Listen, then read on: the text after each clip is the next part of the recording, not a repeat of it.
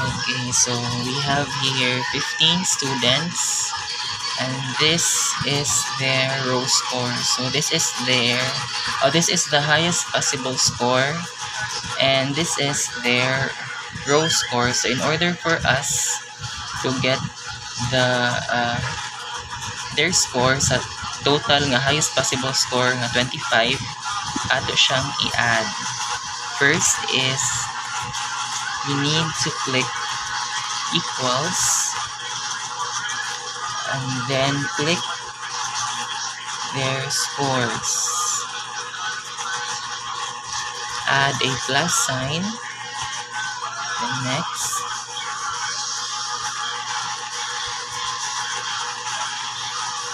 Then after that, click enter. Okay, so this is the total score of the first student over 65. So para mas madali ang ato ang trabaho, we need to click this one and then drag down.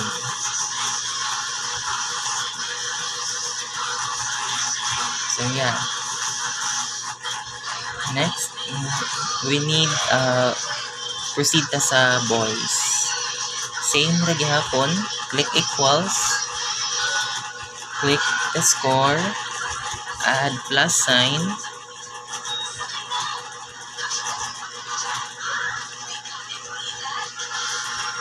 enter.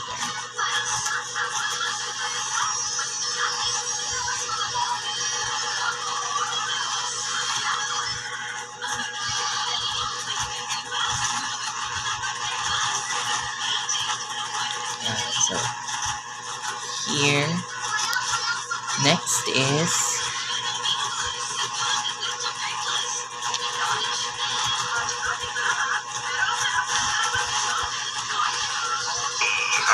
notification processes sa notification sa number. okay, so the next step that we will do is to get their partial score out of 100. So first, don't forget to always put equal sign and then open parenthesis, click the score,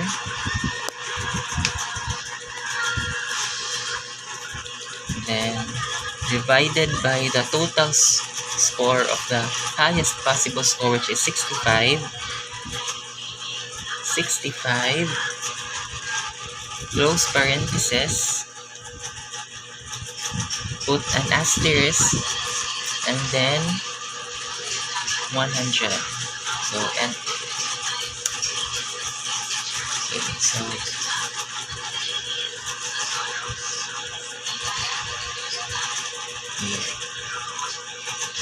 yeah. Next is we need to do the same thing here sa mail. Equal sign, open parenthesis,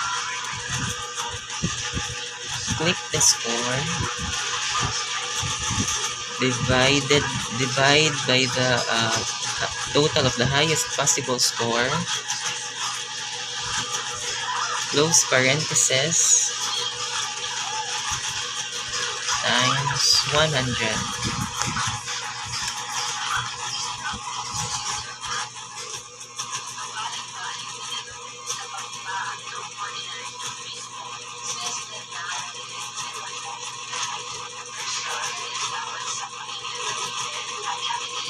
Wait, there's an error.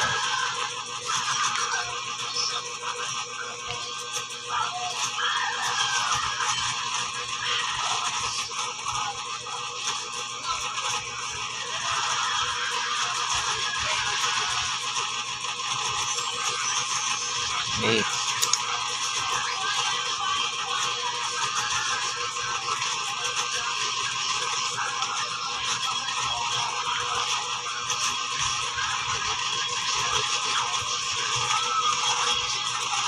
So let's do it again.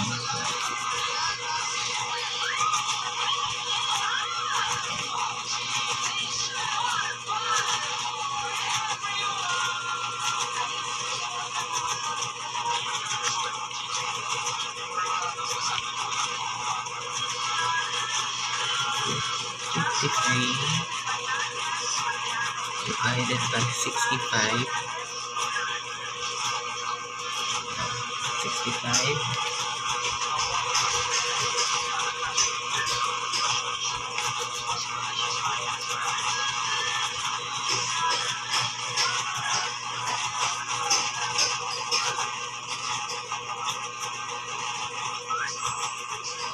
There you go. So that is the partial score of the students. Now we need to get the 30% of the 86.15 partial score of the student. So in order for us to get the 30%, all we need to do is to again click the equal sign, click the score, and then put an asterisk, then 0.30.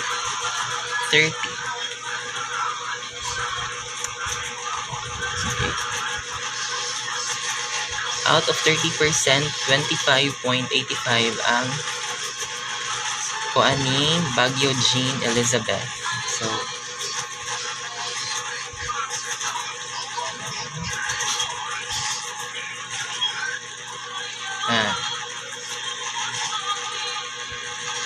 same na sa boys.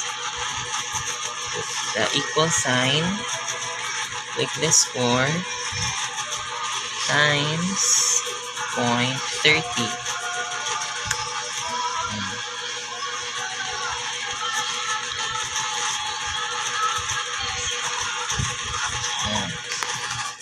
So, that mo ni siya ang sa written works. Now, mo-proceed ta sa performance task.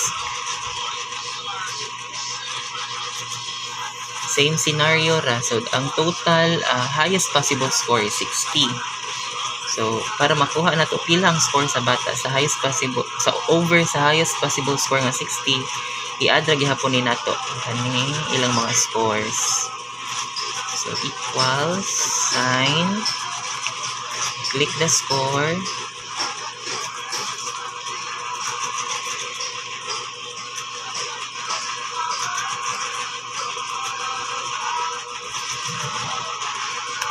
enter, drag down,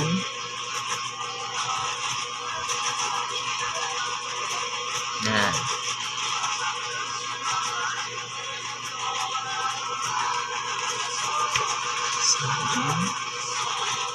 The score,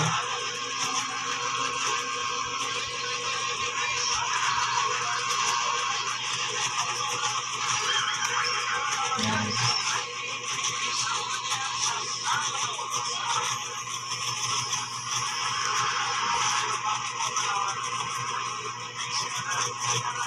So same ra sad sa ato ang gibuhat ganina nga para makuha nato pila ang kanang kuan sa 100 first 100 nga kanang partial score sa bata. Mao ra gyapon to ang formula nga atong gamiton.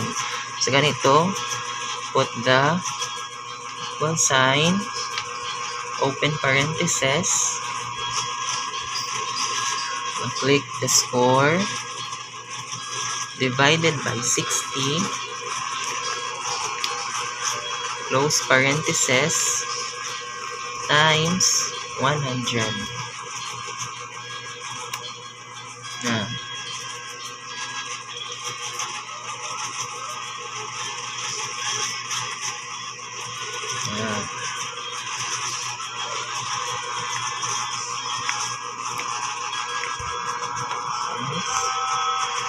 The score divided by 60, close parenthesis, times 100.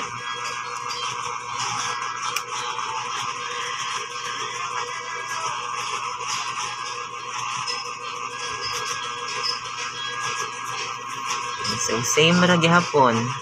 Ganina, ang sa written works is 30% man siya. Performance task is 50. So same formula ra gyapon sa itong formula. Again, don't forget to always put the equal sign. And then click the score times 0.50.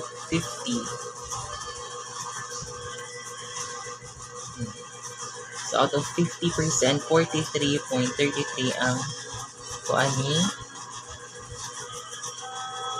Baguio Jean Elizabeth.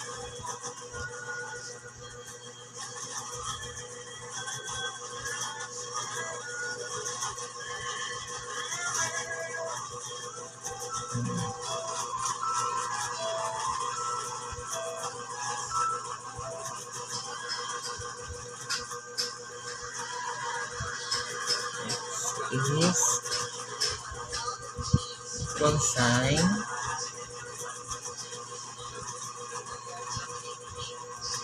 score times 0.50.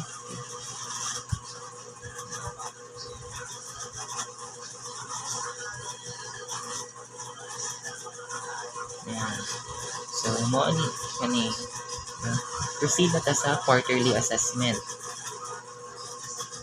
So out of 80, mo ni ilang 80 overall score, mo ni ilang mga score.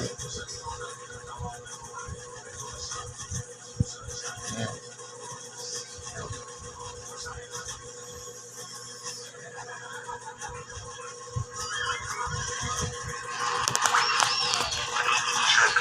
Siya pala po siya. Ano rin natin siya? So ito yung pagsasama-samayan mo ng rin. Tapos po yan ay close parenthesis 100 cut off roll, tapos open parenthesis 47 is divide natin sa 50 highest possible score. Tapos po yan ay close parenthesis and then asterisk.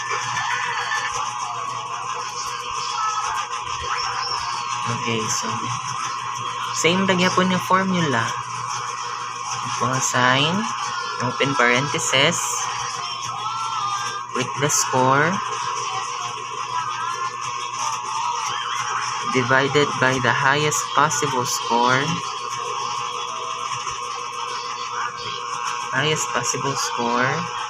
close parenthesis, times 100. Okay, so out of 100, 93.75 ang kuan ni Elizabeth.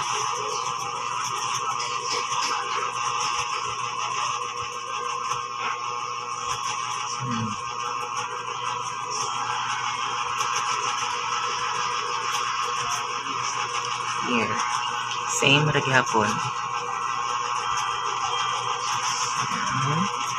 Score times divided by the highest possible score, close parenthesis, times 100.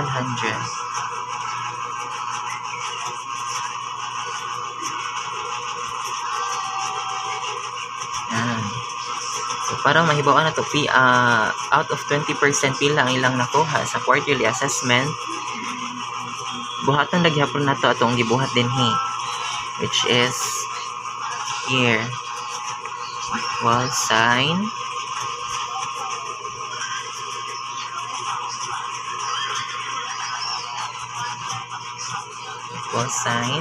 wait,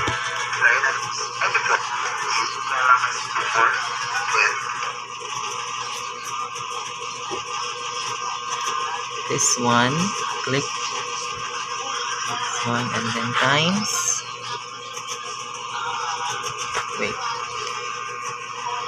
times 0.20. So out of 20%, 18.75% ang nakuha ni Elizabeth. So i-drag down lagi hapon para mas madali ang trabaho. Mas madali ang pag-compute. Dili na nato sa usahon. Mora to siyang buhatan. I-drag down na ang kuan. Next is equal sign, the score, times 20. Here.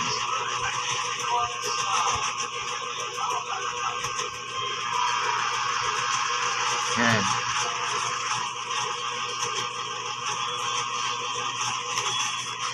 So para mahibaw-an nato pila ang initial grade sa bata. By the way, ang initial grade dili ba na siya ang mao ang final nga grade ha.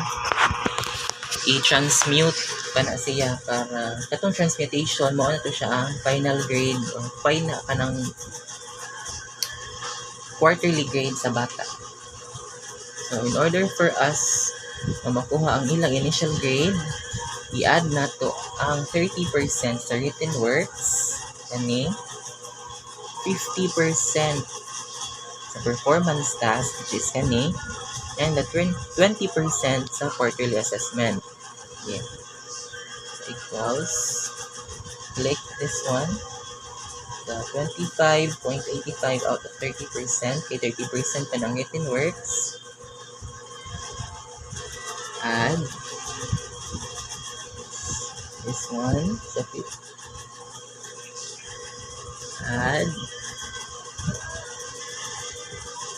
wait, let's start with a quarterly assessment. Hindi makita siya.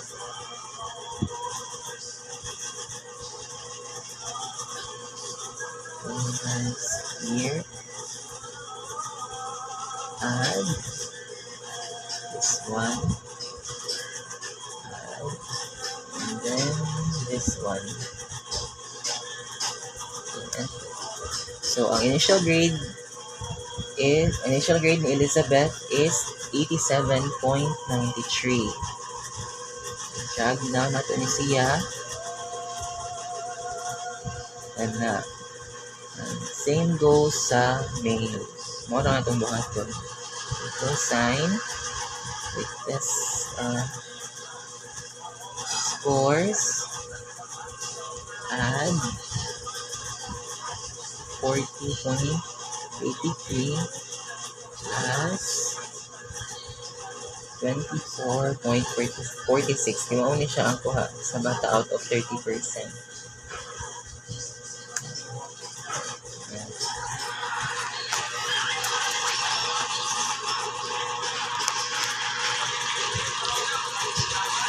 Na.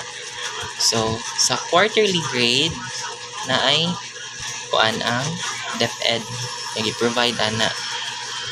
No? So, let's take a look here. So, according sa DepEd Order number 8 series of 2015, mao ni siya ang transmutation table. So, since ang initial grade sa first student is 87.93, so, pangitaon na to din sa 87.93. So, 87.93 is pasok siya sa kani 92 nga transmuted grade. So, ang iyang grado is 92. 92. Next is 87.85. 87.85. So, pasok gyapon siya din hino sa 92 nga transmuted grade. Ang iyang initial grade is 87.85 man. So, 92 ang iyang quarterly grade. 92. Next is 83.51. 83.51. Asa man napasok. So, here, nasa din sa 89.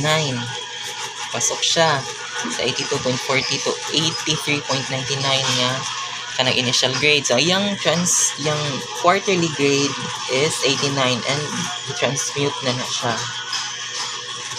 89. Next is 88.08.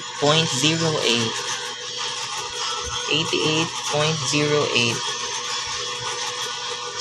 Okay, pasok gihapon siya din sa 92, 88.08. So, 92 ang iyang grado.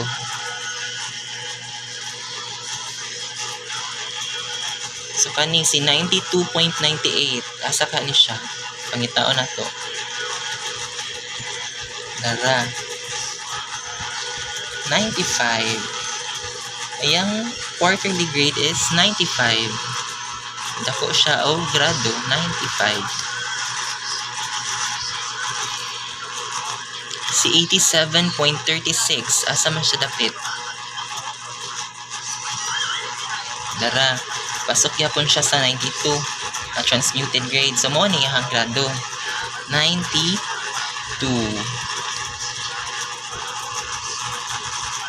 Same goes sa 87.88. Sakto ba? Yes. 92.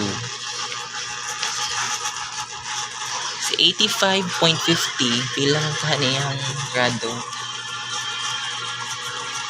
85.50, no? So, iyang grade is, naa siya din napasok sa 84 to 85.59. So, iyang grado is 90. Transmuted na siya 90. Si 86.90. 86.90. 86.90. Dinhi siya napasok siya sa 85.60 to 87.19 nga initial grade. So, ang iyang, if i-transmute to iyang grado, ang iyang initial grade, ang mugawas ang final or quarterly grade niya is 91. 91. Si 87.75, asa ka siya? 87.75.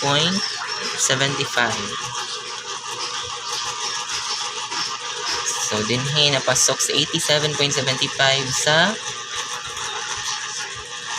92 nga transmuted grade. So, iyang grado is 92. Now, ano na sad ka sa males, mga boys? So, 83.04. Asa ka ni dapita? 83.04. Dara. Naa siya sa 82.40 to 83.99 nga initial grade. So, ayahang quarterly grade is 89. Nagkakayo sila o grado. 84.35. It's 84.35. Dara, din siya napasok sa 84 to 85.59 yung initial grade. So, ang iyang grade, if i-transmute siya, is 90.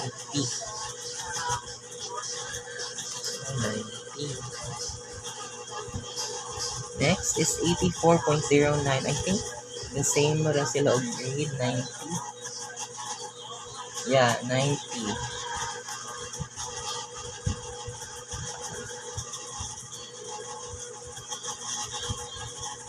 Next is 86.91. 86.91, pila man iyang transmuted grade.